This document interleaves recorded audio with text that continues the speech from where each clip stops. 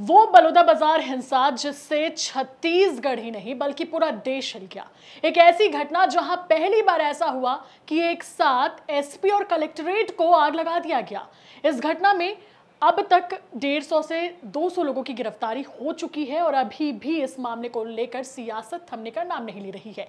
इस बीच एक बड़ी खबर आती है जो जुड़ी हुई है कांग्रेस के विधायक देवेंद्र यादव से। देवेंद्र यादव का इस पूरे चर्चे पर लगातार नाम चल रहा था। अब उनकी मुश्किलें इस बलौदाबाजार हिंसा वाले मामले में बढ़ सकती है। नमस्कार, जय जोहार साथियों, मैं हूं आप सभी के साथ निधि भारद्वाज और मेरे साथ है सहयोगी पूजा शर्मा। आज हम आपके लिए लेकर आए हैं आज की वो बड़ी खबर जो आपके लिए जानना बेहद ही जरूरी है। बलौदाबाजार हिंसा को लेकर बीजेपी हो चाहे कांग्रेस हो, दोनों ही एक दूसरे पर लगातार आरोप लगा रहे थे कि इस हिंसा के पीछे इस राजनीतिक दल का हाथ है या फिर इस नेता का हाथ है। अब जांच चल रही है, जांच में परत दर परत चीजें सामने आ रही हैं और हाल ही में पुलिस ने नोटिस भेज दिया है भिलाई से विधायक देवेंद्र यादव को। अब ये नोटिस क्यों भेजा गया है, क्या ये पूरा मसला है, हम आपको इस रिपोर्ट में विस्तार से बताएंगे। तो बलौदाबाजार की हिंसा आप सभी जानते हैं कि 10 जून को हुई थी, बेहद बड़ी घटना थी और ऐसी घटना दोबारा नहीं हो, ऐसी हम बार बार उम्मीद करते हैं और इसके लिए पुलिस प्रशासन भी जुट चुका है और जो भी आरोपी हैं उनकी धरपकड़ जारी है। इस पूरे प्रदर्शन में कांग्रेस के 3 नेताओं का नाम उछलता है। मंत्री दयालदास बघेल एक प्रेस कॉन्फ्रेंस करते हैं, उनके साथ टंकराम वर्मा भी मौजूद रहते हैं और अन्य नेता मौजूद रहते हैं भाजपा के। वो लोग सीधे तौर पर यह आरोप लगा देते हैं कि इस हिंसा के पीछे कांग्रेस नेताओं का हाथ है। कांग्रेस नेताओं का हाथ होने के साथ साथ वो पर्टिकुलरली नाम भी बताते हैं कि आखिर वो कौन से नेता है। तो सबसे पहला नाम जो आता है वो है सतनामी समाज के ही धर्मगुरु गुरु रुद्र कुमार। दूसरा नाम आता है भिलाई नगर से विधायक देवेंद्र यादव और तीसरा नाम आता है भिलाईगढ़ से विधायक कविता प्राणलहरे का। क्यों आता है? क्योंकि ये तीनों नेता उस दिन बलौदाबाजार के हिंसा वाले दिन जो प्रदर्शन चल रहा था सतनामी समाज का, उसमें शामिल होते हैं। ये उस प्रदर्शन को सपोर्ट देने पहुंचते हैं, अपना समर्थन देने पहुंचते हैं, लेकिन उन्हें नहीं पता था कि इस प्रदर्शन के बाद इस तरीके से हिंसा होगी और बाद में यही चीज उनके लिए गले में हड्डी की तरह साबित होगी। इन तीनों नेताओं पर लगातार बीजेपी यही आरोप लगाती आ रही थी कि किस तरीके से इन तीनों नेताओं का हाथ था हिंसा को उकसाने के लिए। अब देवेंद्र यादव जो कि सतनामी समाज से ताल्लुकात ही नहीं रखते, क्योंकि गुरु रुद्र कुमार और कविता प्राणलहरे दोनों सतनामी समाज से आते हैं, उनका वहां पर होना एक तरीके से जायज भी लगता है। उन्हें निमंत्रण मिला था तो वो चले गए। लेकिन जब देवेंद्र यादव की बात आती है तो भारतीय जनता पार्टी यही कहती है पूजा कि भाई आप क्यों मौजूद थे, आप तो आज तक किसी सतनामी समाज के कार्यक्रम में शामिल नहीं हुए, उस दिन प्रदर्शन में आप क्यों गए, बलौदाबाजार से भी आपका कोई ताल्लुकात नहीं था। तो इस तरीके से सवाल उठ रहे थे और आखिरकार देवेंद्र यादव को नोटिस जारी कर दिया गया। आज यानी कि 9 जुलाई को उन्हें पेश होने के लिए आदेश दिया गया था, लेकिन देवेंद्र यादव तो पेश नहीं हो पाएंगे। क्यों नहीं पेश हो पाएंगे? क्योंकि वो इस वक्त दिल्ली में मौजूद हैं। आगे की अपडेट आपको पूजा देंगी।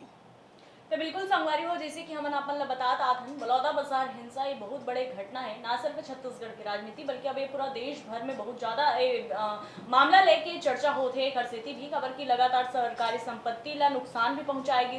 तमाम तरह के बड़े जो दिग्गज नेता है ओकर मन के नाम भी एमा शामिल हो गए है। और अब जब बात दिल्ली पहुंच जाते और नगीना सांसद जब ये पूरा मामला सतनामी समाज से मिले बर छत्तीसगढ़ पहुंच जाते तो एक बाद से और ज्यादा ये मामला तूल पकड़त नजर आते। एक तारीख डिसाइड करे के बात करेंगे नगीना सांसद को ले काबर की ये पूरा मामला ला लेके लगातार जो भीम आर्मी है ओखर छत्तीसगढ़ के जो नेता मन है तेकर ऊपर कार्रवाई हुए 153 FIR अब तक हो चुके हैं। और वहीं जिन हिसाब से देवेंद्र यादव के नाम और सहयोगी ली से तो देवेंद्र यादव ला लेके कुछ दिन पहले कांग्रेस NSQI एक नेता है ओखर ऊपर भी गिरफ्तारी के गाज गिरे रही से पूरा मसला ला लेके कांग्रेस एक प्रेस कॉन्फ्रेंस करी तेमा खुद मन बोली से कि भाई देवेंद्र यादव वहां खेल मैदान में ओकर संग शामिल होए बर पहुंचे नहीं से। अब ये मामला ला लेके अलग-अलग बयान निकल के सामने आते। कभी कहते कि भाई ये पूरा आंदोलन ला समर्थन दे बर देवेंद्र यादव वहां पहुंचे रही से। देवेंद्र यादव की भाई कि अगर मोरे को भी फोटो वहां से अगर निकल के सामने आ जाही तो मैं तुरंत गिरफ्तारी दे दूं। और खुद फिर कांग्रेस को एक प्रेस कॉन्फ्रेंस करे जाते हैं, वो ला लेके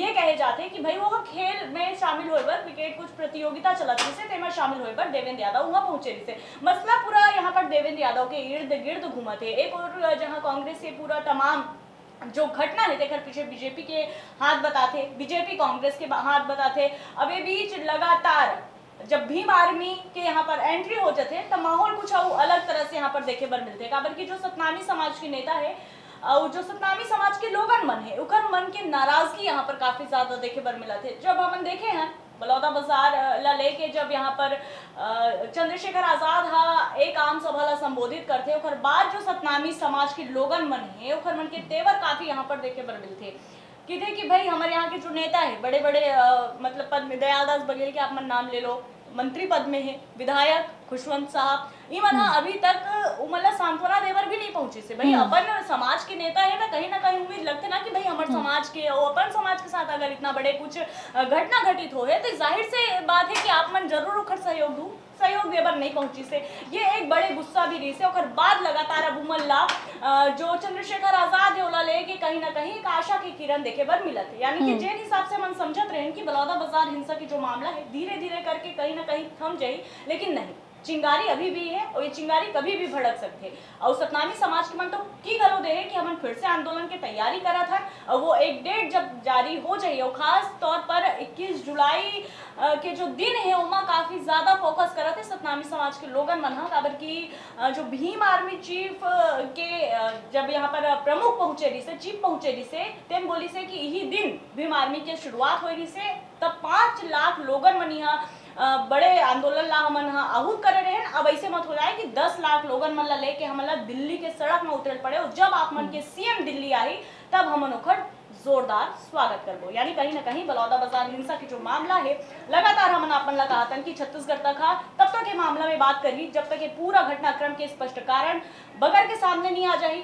काबर की बहुत बड़े मामला हरे लगातार सतनामी समाज गिरा थे और संगे संग इंसाफ के बाद जोहत अभी भी है सतनामी समाज है। सरकार को ले कोई स्पष्ट अभी भी लेके बयानबाजी नहीं आए तेखर से कहीं ना कहीं वो एक नाराजगी है। और एक संगे संग मैं आप मन से सवाल भी लेना चाहूँ निधि, काबर की लगातार मामला में हमन बने हुए हैं, आप मन भी लाइव करते हो, आप मन भी जानकारी लेके कोशिश करते हो जब आप मन चाहे कांग्रेस की बात कर लो बीजेपी की बात कर लो निखर उनके प्रवक्ता मन से बात करते हो, आप मन लगा लगते कि कहीं ना कहीं जो सतनामी समाज के दिग्गज चेहरा है गुरु रुद्र कुमार के मामला में गिरफ्तारी देवर पहुंचे रही लेकिन ओकर बाद भी वो चुप बैठे है, ओकर बाद कोई आरो नहीं आए ओकर खुशवंत साहब के भी हमन बात कर लन, दयालदास बघेल की भी बात कर लन का उखर मन की ये जो चुप्पी है ये सतनामी समाज के गुस्सा ला और भड़काए के काम नहीं कर रहे थे। आप मन का समझ पाते?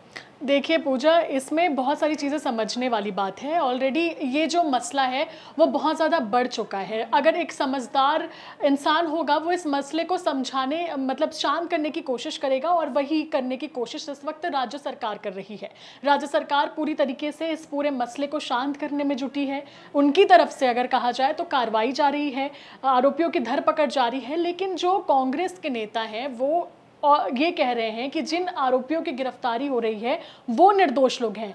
जब आप बार बार बता रहे हैं कि चंद्रशेखर आज़ाद 4 जुलाई को जब पहुंचे हुए थे तब भी उन्होंने इस बात पर जोर दिया कि किस तरीके से निर्दोष सतनामी समाज के लोगों को जेल के अंदर डाला जा रहा है, लेकिन जो मुख्य आरोपी है वो अब भी फरार है, जो साजिश करता है वो फरार है और इसके पीछे किसका हाथ हो सकता है। चंद्रशेखर आज़ाद के भाषण में आपने एक बात भी सुनी होगी और नोटिस की होगी और मैं दर्शकों को भी आप बताना चाहूँगी। उन्होंने कहा था कि क्यों आखिर इस तरीके से कलेक्ट्रेट परिसर में आग लगा दी जाती है और सिर्फ बाहरी हिस्सा जलता है। ये किसी साजिश का हिस्सा लगता है, किसी साजिश के तहत सतनामी समाज को बदनाम करने के लिए ये पूरी घटनाक्रम को रचा गया, इस हिंसा को रचा गया है। और क्यों कुछ कागजात को जलाने के लिए बात होती है, तो उन्होंने जो चंद्रशेखर आज़ाद है उन्होंने इस पूरे मसले को ही एक अलग एंगल से जोड़ दिया और इस एंगल से जोड़ा कि शायद कुछ सरकारी फाइलों में कुछ कामकाज के कागज होंगे, उसे जलाने की फिराक में ही लोग होंगे, इसलिए इस घटना विभाग से जुड़े जी बिल्कुल। तो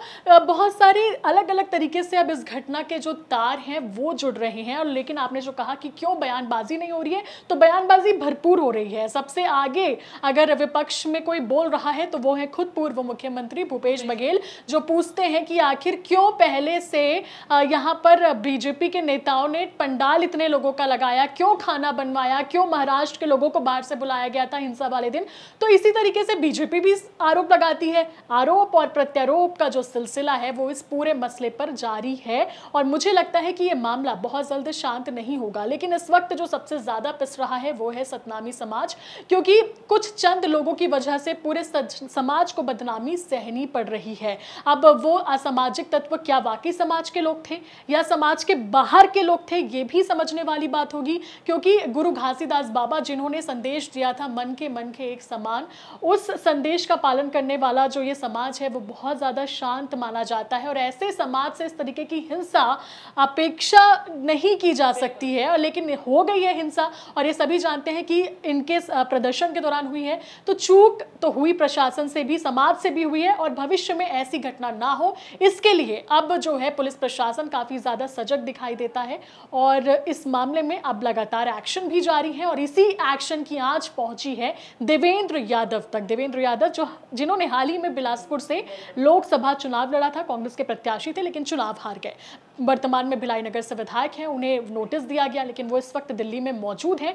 तो उन्होंने साफ इनकार कर दिया है कि वो अभी फिलहाल पुलिस के पास नहीं जा पाएंगे अपना बयान दर्ज करवाने। तो जो भी पूछताछ होगी वो दिल्ली से वापस आएंगे तो उनके साथ पूछताछ की जाएगी। पूछताछ के बाद क्या उन पर एक्शन होगा, ये सबसे बड़ा सवाल है। क्या देवेंद्र यादव पर एक्शन लिया जाएगा, क्या किसी तरीके का एफआईआर दर्ज होगा, जो भी चीजें होंगी वो पूछताछ के बाद क्लियर हो पाएंगी। लेकिन इस वक्त हम आपको बस ये बताना चाहते हैं कि बलौदाबाजार हिंसा से जुड़ी ये बड़ी खबर थी, जहां पर देवेंद्र यादव को नोटिस जारी कर दिया गया है। अब आगे जो भी अपडेट होगा वो छत्तीसगढ़ तक आप तक पहुंचाते रहेगा। फिलहाल इस रिपोर्ट में इतना ही। मुझे और मेरी सहयोगी पूजा को दीजिए इजाजत। और अगर आपके मन में किसी भी तरह का सवाल है, अगर आपकी अपनी कोई राय है इस पूरे रिपोर्ट को लेकर, तो प्लीज आप लोग कमेंट करें और देखते रहें छत्तीसगढ़ तक। नमस्कार, जय जोहार।